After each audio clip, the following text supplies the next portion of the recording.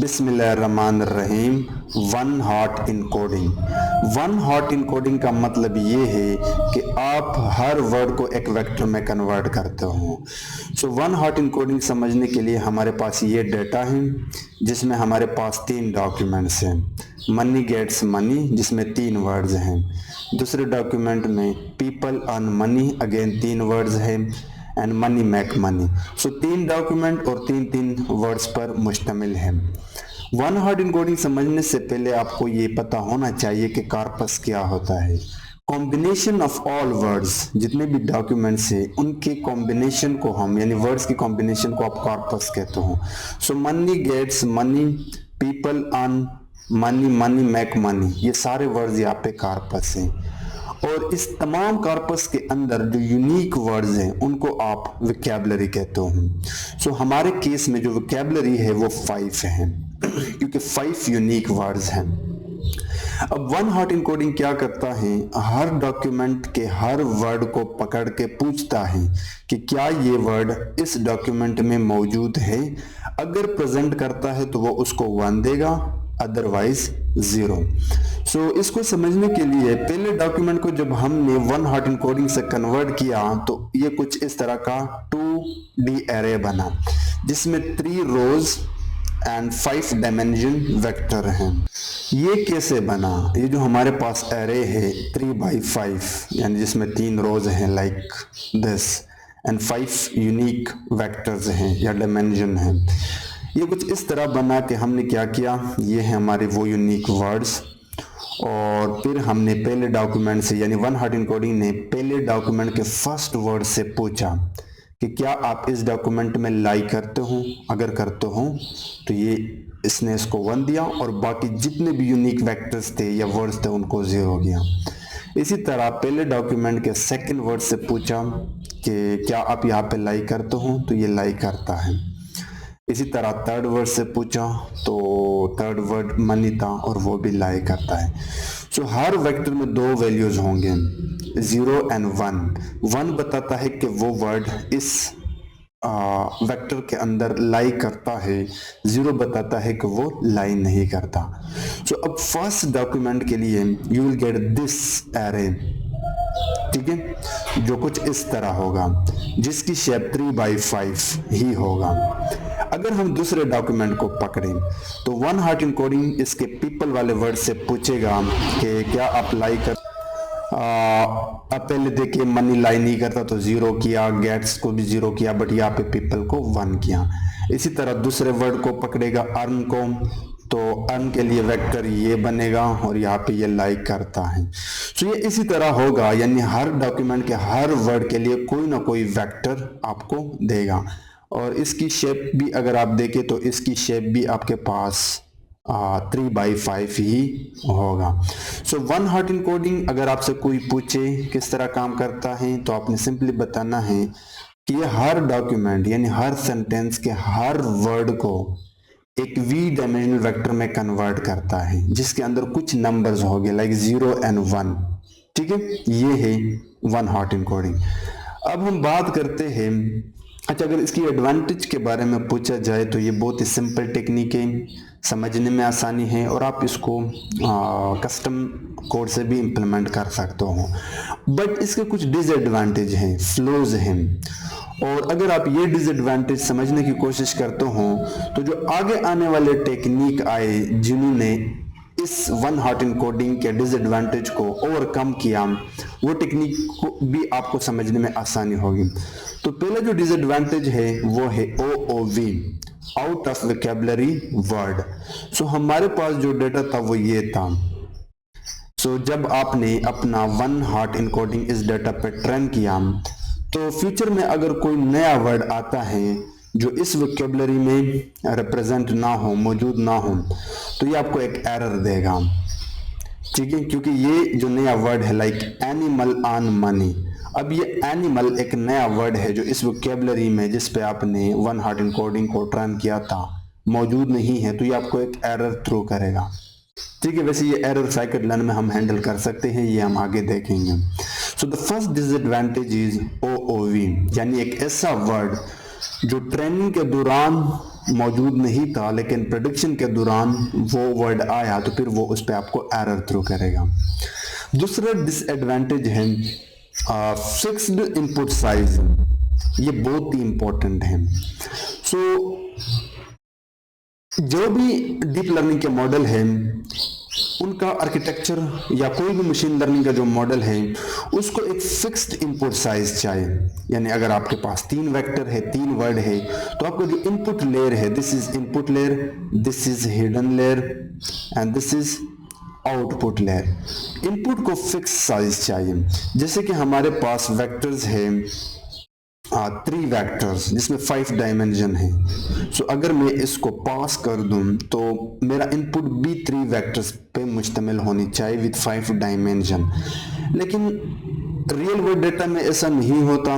उसमें आपके पास different documents के अंदर डिफरेंट हो सकते हैं, like yes money make money, now you have 4/5। ठीक है। सो अगर आप ये इनपुट देते हो तो आपका मॉडल एरर थ्रो करेगा, काम ही नहीं करेगा, आगे बढ़ ही नहीं सकता, क्योंकि अब you have more than fixed input size. So ये भी एक फ्लॉ है वन हॉट इनकोडिंग का कि इसमें फिक्स्ड इनपुट साइज को हैंडल करने का कैपेसिटी या एबिलिटी नहीं है। थर्ड डिसएडवांटेज है sparsity. This is again important disadvantage जिसको और कम करने के लिए आगे टेक्निक्स की ज़रूरत पड़ी।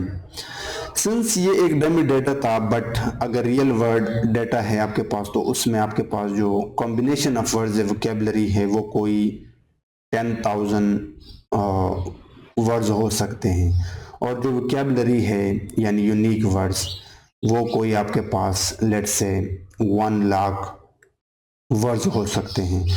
तो अब हर वर्ड के लिए 1 लाख नंबर्स पे मुश्तमिल वेक्टर बनेगा। ठीक है, कुछ इस तरह 1 लाख नंबर्स पे मुश्तमिल, और उसमें जस्ट एक 1 होगा जो वो नंबर रिप्रेजेंट करेगा, बाकी सारे जीरोज होंगे।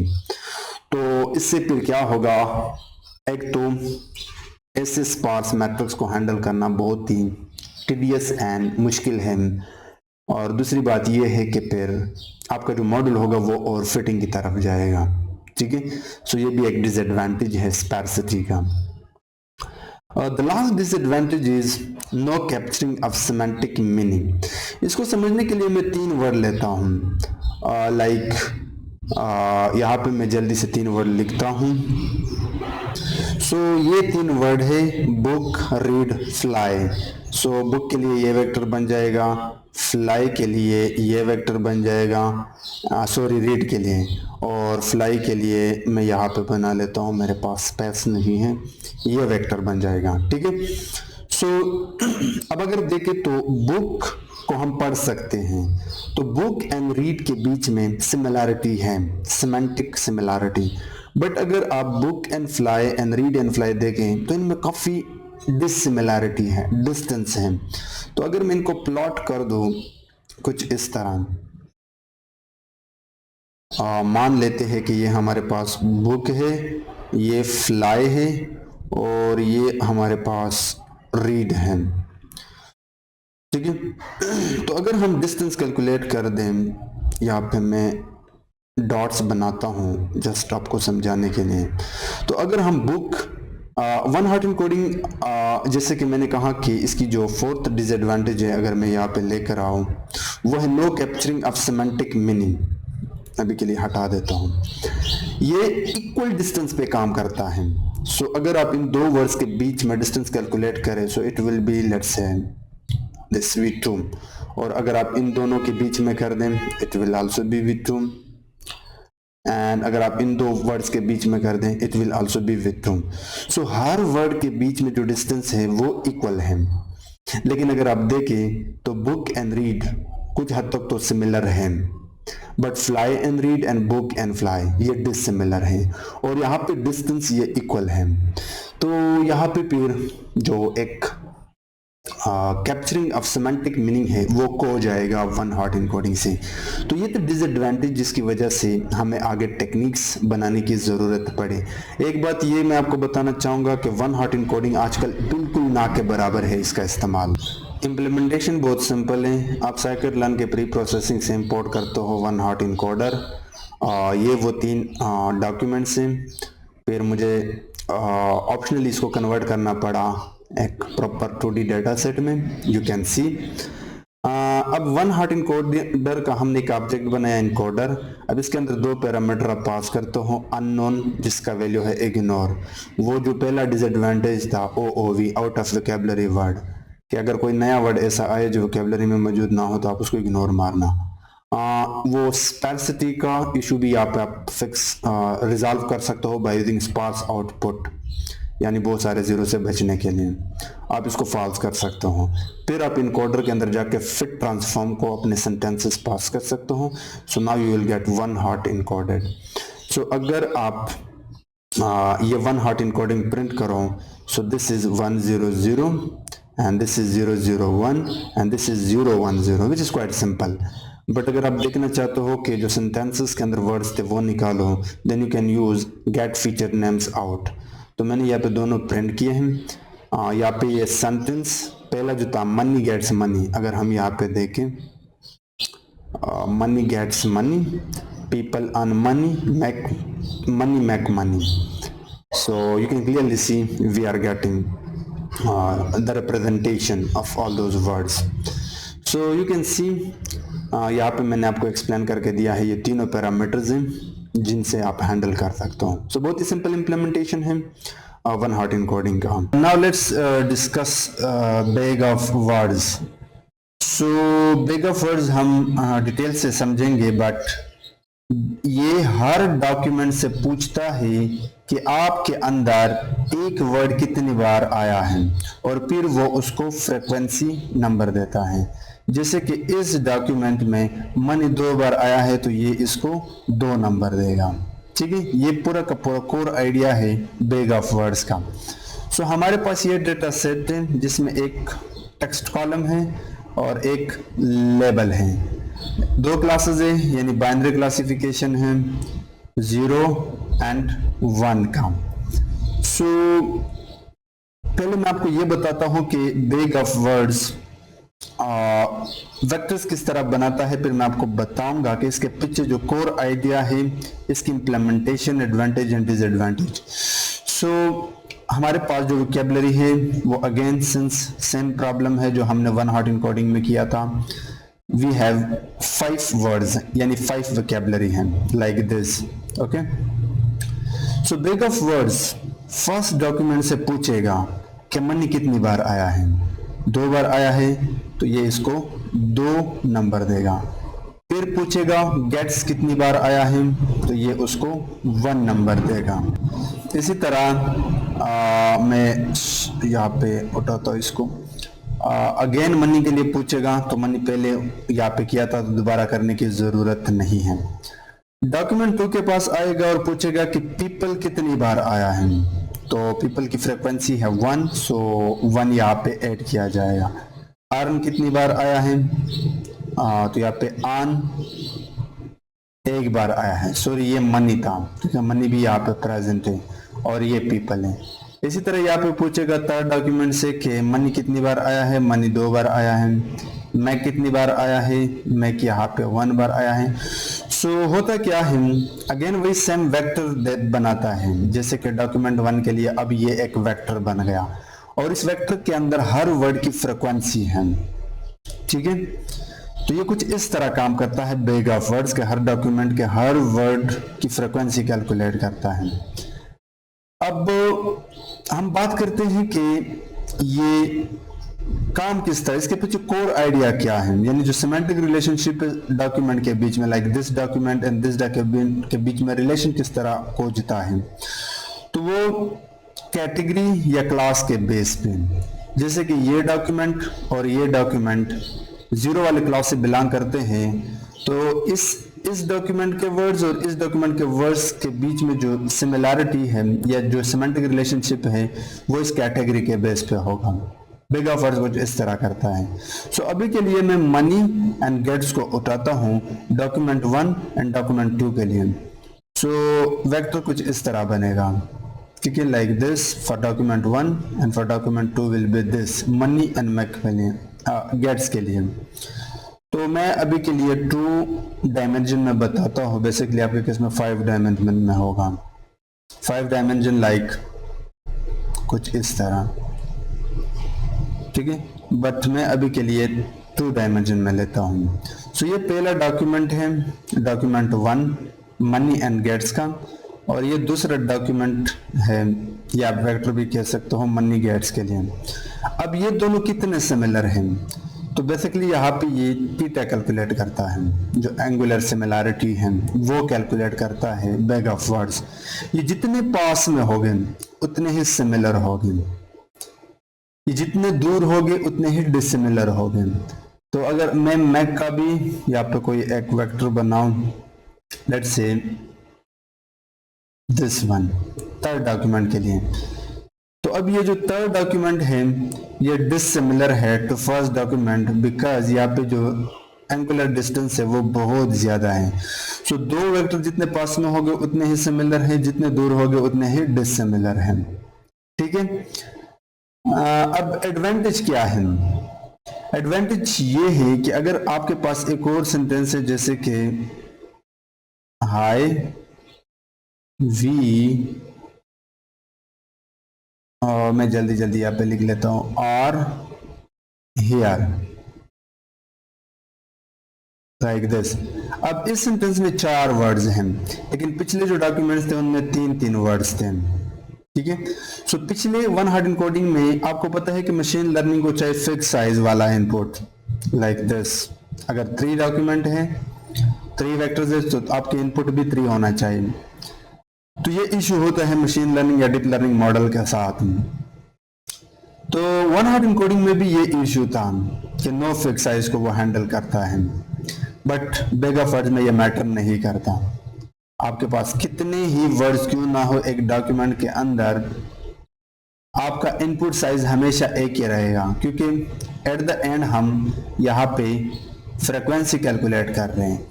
So your vector will not be exceed, चाहे कितने भी वर्ड्स क्यों ना हो। सो ये पहला इशू हमने रिजॉल्व किया। दूसरा issue OOV, out of vocabulary, जो 1 हॉट इनकोडिंग आपको एक एरर थ्रो करता था नए वर्ड के लिए जो वोकैबुलरी में ना था, तो वो इशू बैग ऑफ वर्ड ने रिजॉल्व किया, because we are storing only frequency not presentation of that word. तो वो अब आपको एरर थ्रू नहीं करेगा। और 1 हॉट इनकोडिंग मैंने आपको बताया था कि सेमेंटिक कैप्चरिंग नहीं करता, बट बैग ऑफ वर्ड्स अभी आपने देखा कि डिस्टेंस के बेस पे कुछ हद तक हम कह सकते हैं कि सिमिलैरिटी खोजता है, लेकिन इसके डिसएडवांटेज भी हैं। जिस तरह 1 हॉट इनकोडिंग में स्पैर्सिटी का इशू था, अगर रियल वर्ड में आपके पास 10 के यूनिक वर्ड्स हैं तो फिर एक वेक्टर के लिए आपके पास 10 के नंबर्स होंगे। सो यहाँ पे भी अगेन बहुत सारे जीरोस होंगे, सो स्पैर्सिटी अभी भी मौजूद है। OOV को हमने जस्ट एरर जो थ्रो करता था 1 हॉट इनकोडिंग वो हमने रिजॉल्व किया, लेकिन अभी भी आपका आउट ऑफ वोकैबुलरी वर्ड के लिए इशू है। इशू इन द सेंस कि अगर नया वर्ड आता है, लेट्स से हाय, जो यहाँ पे था हाय, अगर आपका bag of words in documents पे ट्रेन है, तो अब ये हाय को फ्रीक्वेंसी तो देगा, लेकिन इसकी सिमिलैरिटी खोजने में ये फेल हो जाएगा। तो OOV का हमने जस्ट एरर रिजॉल्व किया, बाकी नए वर्ड के लिए OOV का इशू अभी भी है। सेमेंटिक कैप्चरिंग का इशू अभी भी है, क्योंकि हम यहाँ पे जो डिस्टेंस कैलकुलेट कर रहे हैं वो कैटेगरी के बेस पे हैं। अगर दोनों डॉक्यूमेंट सेम कैटेगरी से बिलोंग करते हैं और उनके बीच में डिस्टेंस कम है, लेकिन वी कैन से कि सेमेंटिक कैप्चरिंग का इशू अभी भी काफी हद तक है, तभी तो हमारे पास डीप लर्निंग का टेक्निक्स आ गए। ऑर्डरिंग्स भी यहाँ पे इशू है, जैसे कि अगर ये सेंटेंस में उठाओ, जैसे कि हाय देयर लाइक दिस। अगर मैं इसको उर्दू या हिंदी में ट्रांसलेट करना चाहूं तो यहाँ पे वर्ड्स ऑर्डर मैटर करता है, लेकिन बैग ऑफ वर्ड्स में वर्ड्स ऑर्डर मैटर नहीं करता। आप गेट्स को पहले रखो या मनी को बाद में रखो, you are going to give just frequency after all. So word order doesn't matter, but अगर आपका प्रॉब्लम है मशीन ट्रांसलेशन तो ये वर्ड ऑर्डरिंग हम कंसिडर कर सकते हैं एक डिसएडवांटेज बैग ऑफ वर्ड्स का। सो बैग ऑफ वर्ड्स क्या करता है, हर डॉक्यूमेंट के हर वर्ड की फ्रीक्वेंसी कैलकुलेट करता है, सेमेंटिक रिलेशनशिप कैटेगरी के बेस पे पूछता है। अब मैं आपको इसकी इंप्लीमेंटेशन बताता हूँ। सो बैग ऑफ वर्ड्स के लिए आप काउंट वेक्टराइजर यूज करते हो जो आपको फीचर एक्सट्रैक्शन से मिल जाएगा। ये हमारे पास 3 डॉक्यूमेंट्स हैं, you can see money gets is money, people earn money, money make money, nice. तो आप काउंट वेक्टराइजर के अंदर स्टॉपर्स एक पैरामीटर होता है, आप वो पास कर सकते हो। जो भी स्टॉपर्स है लाइक इज, नाइस, ये इसको एक्सटर्नली रिमूव कर देगा। फिर आप इस ऑब्जेक्ट के अंदर जाके फिट ट्रांसफॉर्म को अपना डेटा पास करके you can call this result. So अब फर्स्ट डॉक्यूमेंट जो था मनी गेट्स इज मनी के लिए ये वेक्टर है, ठीक है। पहला वर्ड जो था, अच्छा एक और चीज आपने यहाँ पे नोट करनी है, ये बहुत इंपॉर्टेंट है in case of bag of words. अगर आप वोकैबुलरी फंक्शन को कॉल करते हो इस वेक्टराइजर का, you will get the vocabulary जिसमें वर्ड और उसकी इंडेक्स नंबर। अगर आप ऑर्डर देखना चाहते हो तो then you can call get feature names out. तो आपका जो फाइनल वोकैबुलरी है वो ये है, अर्न जो पहले इंडेक्स पे पड़ा है, गेट्स जो पहले इंडेक्स पे पड़ा है, बेसिकली ये 0 था, ये फर्स्ट इंडेक्स। ये अल्फाबेटिकली ऑर्डर देता है वोकैबुलरी वर्ड्स को, मेक, मनी, पीपल। तो पहले डॉक्यूमेंट में अर्न नहीं था इसलिए 0 किया, पहले डॉक्यूमेंट में गेट्स एक बार आया था इसलिए एक फ्रीक्वेंसी दिया, मैक नहीं था 0 किया, मनी 2 बार आया था तो 2 है, एंड पीपल यहाँ पे नहीं है। इसी तरह दूसरे डॉक्यूमेंट में जहाँ जहाँ पे वर्ड जितनी बार आया है उसकी फ्रीक्वेंसी होगा। जैसे कि अन एक बार आया था, आप यहाँ पे देख सकते हो इसमें अन मौजूद हैं, एंड बाकी जो भी थे। इस तरह थर्ड डॉक्यूमेंट में मनी 2 बार आया था तो यहाँ पे 2 बार है, मैक एक बार आया था तो यहाँ पे 1 बार है। अब इसके अंदर कुछ पैरामीटर हैं लाइक एनग्राम रेंज, ये हम आगे आने वाले टेक्निक्स में पढ़ेंगे like bigram, trigram, n-gram. But अगर आप रियल वर्ड डाटा पे काम करते हो तो वहाँ पे बहुत सारे ऐसे वर्ड्स होंगे जो बहुत ज्यादा आते रहे होंगे डॉक्यूमेंट्स में, तो आप मैक्स डीए फीचर्स से कंट्रोल कर सकते हो उन वर्ड्स को जो 85% से ज्यादा डॉक्यूमेंट्स में आते रहते हैं, या फिर आप वो डॉक्यूमेंट्स भी कंट्रोल कर सकते हो, यानी वो वर्ड्स जो 2 या 3 से कम डॉक्यूमेंट्स में आए आप उनको भी इग्नोर मार सकते हो। अगर आप अपने हिसाब से फीचर निकाल सकते हो लाइक 10 फीचर, 20 फीचर्स, तो आप मैक्स फीचर पैरामीटर यहाँ पे यूज कर सकते हो। So these are some parameter जो आप ट्यून कर सकते हो अपने हिसाब से। Now let's discuss about bag of grams, जिसके अंदर ग्राम्स, बाईग्राम्स, एन ग्राम्स तक आपके पास होते हैं। सो बैग ऑफ वर्ड्स में हमने पढ़ा था कि आप किसी डॉक्यूमेंट्स के पास जाके पूछते हो कि एक वर्ड कितनी बार आया है, फिर आप उस वर्ड की अक्रंस के मुताबिक आप उसको काउंट नंबर देते हो। बैग ऑफ ग्राम्स भी उसी तरह है, बट आप क्या करते हो कि आप मल्टीपल वर्ड्स की वोकैबुलरी बनाते हो रादर देन सिंगल वर्ड्स। तो अगर हम इस सेंटेंस की बात करें, money get money, people earn money, तो यहाँ पे हमारे पास अगर हम बाईग्राम अभी के लिए ले तो आप पहले 2 वर्ड को पकड़ते हो लाइक मनी गेट, यहाँ पे रखते हो, वोकैबुलरी बनाते हो। उसके बाद आप गेट मनी को उठाते हो, ये बेसिकली कंसेक्यूटिव होना चाहिए, आप छोड़ नहीं सकते। उसके बाद गेट मनी आप लेते हो तो यहाँ पे आप गेट मनी रखते हो। फिर सिंस ये सेंटेंस खत्म हो गया तो आप यहाँ से स्टार्ट करते हो पीपल अर्न, तो पीपल अर्न यहाँ पे आ गया। उसके बाद आप स्टार्ट करते हो यहाँ से मनी अर्न मनी, तो आप अर्न मनी यहाँ पे रखते हो। तो अब अगर हम पहले डॉक्यूमेंट के लिए वेक्टर बनाएं, अरे बनाएं, रिप्रेजेंटेशन ऑफ नंबर्स, तो पहले डॉक्यूमेंट में गेट मनी गेट प्रेजेंट था तो ये हमने 1 दिया, और गेट मनी भी प्रेजेंट था people earn and earn money present नहीं थे तो हमने इन दोनों को जीरो किया। इसी तरह अगर हम डॉक्यूमेंट 2 की बात करें तो वहां पे मनी गेट नहीं था, गेट मनी भी प्रेजेंट नहीं था, बट पीपल अर्न प्रेजेंट था तो हमने इसको 1 किया एंड अर्न मनी यहाँ पे प्रेजेंट था। अगर आप ट्राईग्राम की बात करो यानी 3 वर्ड तो कुछ इस तरह बनेगा। पहला सेंटेंस में अगर आप 3 वर्ड्स को पकड़ो तो money get money will be this vocabulary and people earn money will be this vocabulary। तो पहला प्रेजेंट था, ये प्रेजेंट नहीं था, दूसरे डॉक्यूमेंट में ये प्रेजेंट नहीं था और ये प्रेजेंट था। तो अब आपका ट्राईग्राम के केस में डॉक्यूमेंट 1 का सेंटेंस 1 का ये एरे है, वेक्टर रिप्रेजेंटेशन है, एंड डॉक्यूमेंट 2 का ये। So basically grams is nothing but वही बेग ऑफ वर्ड्स की कॉन्सेप्ट है कि आप डॉक्यूमेंट से पूछते हो कि वो वर्ड कितनी बार आया है, लेकिन अगर आप एक सिंगल वर्ड लेते हो तो वो जस्ट ग्राम है या बेग ऑफ वर्ड है। अगर आप 2 लेते हो तो उसका बाई ग्राम कहते हो, 3 लेते हो ट्राईग्राम, 4 आप अपने हिसाब से पकड़ सकते हो, डिपेंड्स ऑन योर डाटा से। अब हम इसकी डिसएडवांटेज की बात करते हैं। तो डिसएडवांटेज 2 है कि ये सिंस आप एक से ज्यादा वर्ड्स पकड़ते हो तो इससे क्या होता है कि इस एल्गोरिदम की स्पीड बहुत स्लो हो जाता है। और यहाँ पे भी ओओवी का इशू है, यानी आउट ऑफ वोकैबुलरी वर्ड, कि अगर फ्यूचर में एक नया वर्ड आता है तो ये भी यहाँ पे हैंडल नहीं हो सकता इन केस ऑफ बाईग्राम्स और ट्राईग्राम। जिस तरह 1 hot encoder and beg of words fail कर गया था इस ओवी के केस में, तो ये सेम केस यहाँ पे भी है। अगर इम्प्लीमेंटेशन की बात की जाए तो मैंने एक डाटा बनाया है, यहाँ पे आप देख सकते हो, जिसमें वही है money get money, people earn money. अब हम बाईग्राम की बात करते हैं तो उसके लिए वही सेम काउंट वैक्टराइजर आप यूज कर सकते हो। फिर यहाँ पे हमने ऑब्जेक्ट बनाई है, तो मैंने उस दिन आपको बताया था एन ग्राम रेंज एक पैरामीटर होता है जिसमें अगर आप 2 देते हो तो ये आप बाईग्राम की कॉन्सेप्ट लेके चलते हो। फिर ट्रांसफॉर्म किया अपने टेक्स्ट पे, तो now you can see we have 2 words with index.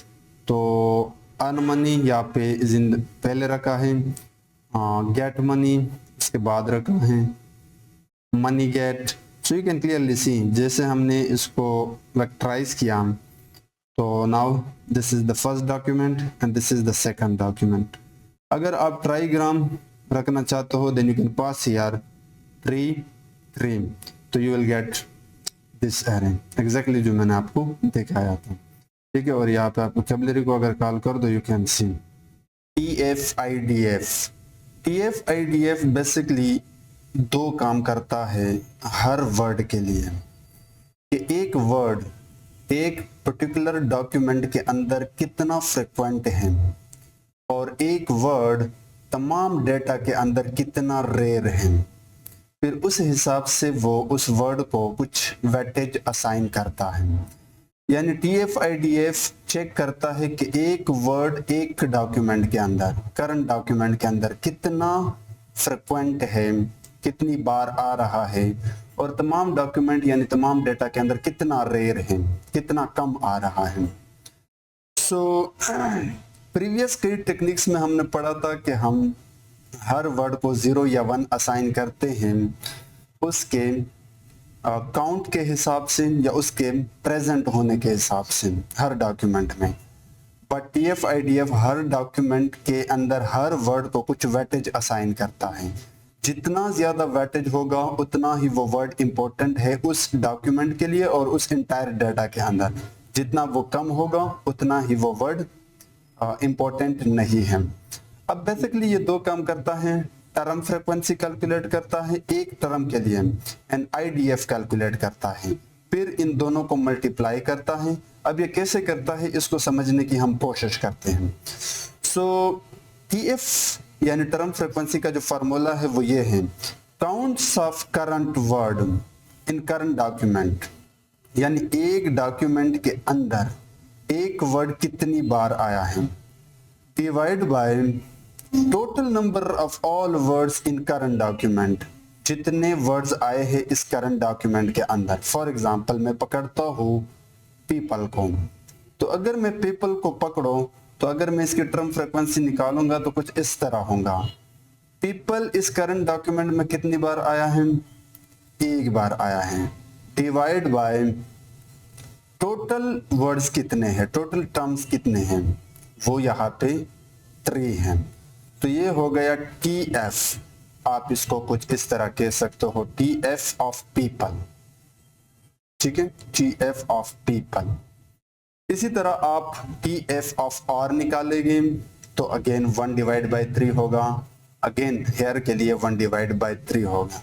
अगर यहाँ पे पीपल 2 बार आया होता तो ये यहाँ पे 2/3 होता, ठीक है। सो बेसिकली TF के अंदर आप क्या करते हो कि आप हर वर्ड को उठाते हो और उस डॉक्यूमेंट के अंदर उसकी फ्रीक्वेंसी कैलकुलेट करते हो, दैट्स इट, ठीक है। और IDF का मतलब है इनवर्स डॉक्यूमेंट फ्रीक्वेंसी। इसका फार्मूला कुछ इस तरह है, all documents in data divide by only those documents in which the current word present।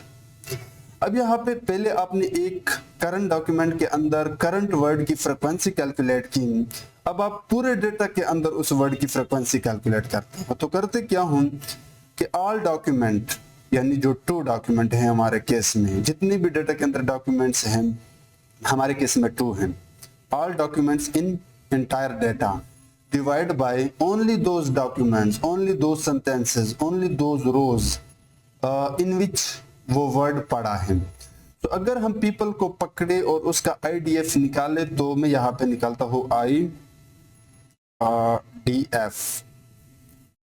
Of people, यहाँ पे मैं जस्ट पीपल लिखना चाहूंगा, ये कुछ इस तरह होगा। अच्छा सॉरी, आप पहले लॉग भी निकालते हो, मैंने फार्मूला में ऐड नहीं किया था, ये फार्मूला बिल्ट इन है, आप इसको चेंज नहीं कर सकते। बट यस, फार्मूला कुछ इस तरह होगा कि अगर हम पीपल को पकड़े तो पहले जितने भी डॉक्यूमेंट्स है उसको पकड़ेंगे। टोटल डेटा के अंदर 2 डॉक्यूमेंट हैं, सो 2 डिवाइड बाय, और वो डॉक्यूमेंट जिसमें सिर्फ पीपल आया है और पीपल दोनों डॉक्यूमेंट में आया है तो मैं यहाँ पे 2 लिखूंगा। मान लिया पे 3 डॉक्यूमेंट्स होते और 3rd डॉक्यूमेंट में पीपल ना हो तो फिर हम कुछ इस तरह लिखते 3 डिवाइड बाय 2 डॉक्यूमेंट, यानी टोटल 3 डॉक्यूमेंट्स और वो डॉक्यूमेंट जिसमें सिर्फ पीपल आया है, ठीक है। अब इस TF का रिजल्ट हमेशा 0 एंड 1 के बीच में होगा, तो आप इसको प्रोबेबिलिटी की तरह भी कंसिडर कर सकते हो, ठीक है। और इसका रिजल्ट या तो हायर होगा, अगर वो वर्ड रेयर है तो हायर होगा, अगर वो वर्ड बहुत ही कॉमन है तो वो मोस्टली कम ही होगा, मोस्टली 0 ही होगा, ठीक है। ये पूरा का पूरा कॉन्सेप्ट है। फिर आप क्या करते हो कि पीपल के लिए जो भी आपने यहाँ पे TF-IDF निकाला, सॉरी TF निकाला एंड TF-IDF निकाला, उसको मल्टीप्लाई करते हो and finally you will have either 0 और हायर वर्ड। अगर 0 है तो ये बहुत ही कॉमन वर्ड है, अगर हायर है तो ये बहुत ही रेयर वर्ड है, ठीक है। सो या दैट्स द कॉन्सेप्ट। अब मैं इसकी इम्प्लीमेंटेशन आपको दिखाता हूँ। इम्प्लीमेंटेशन बहुत सिंपल है। आप फीचर एक्सट्रैक्शन के टेक्स्ट से TF-ID वेक्टराइजर इंपोर्ट करते हो। ये हमारा डाटा है जिसमें 3 डॉक्यूमेंट हैं, people are here, people are not here, people are lovely, ठीक है, विद लेबल।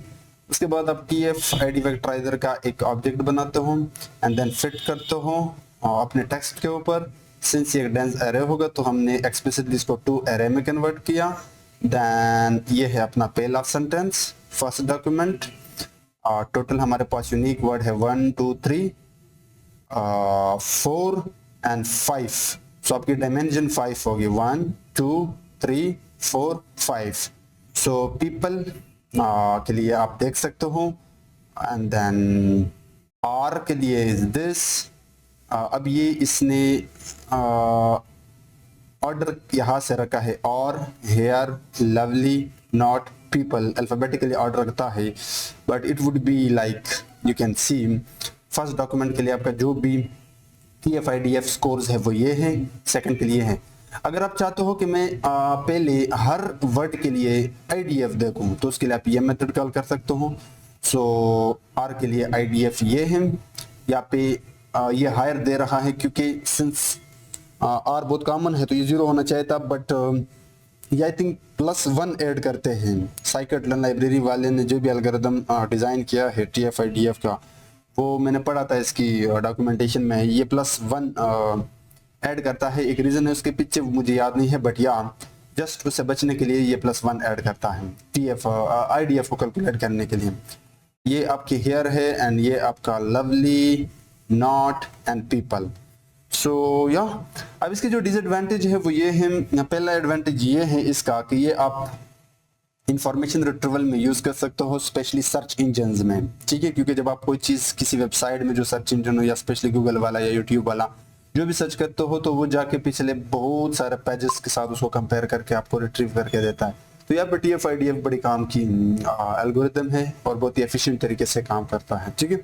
डिसएडवांटेज यहाँ पे भी स्पैर्सिटी है, अगर आपके पास बड़ा डाटा है तो बहुत सारे जीरोज होंगे and out of vocabulary word भी ये हैंडल नहीं कर सकता, एरर को जस्ट हैंडल करता है, यानी फ्यूचर में नया वर्ड आता है तो अगर वोकैबुलरी में नहीं है तो अगेन यहाँ पे भी इशू है।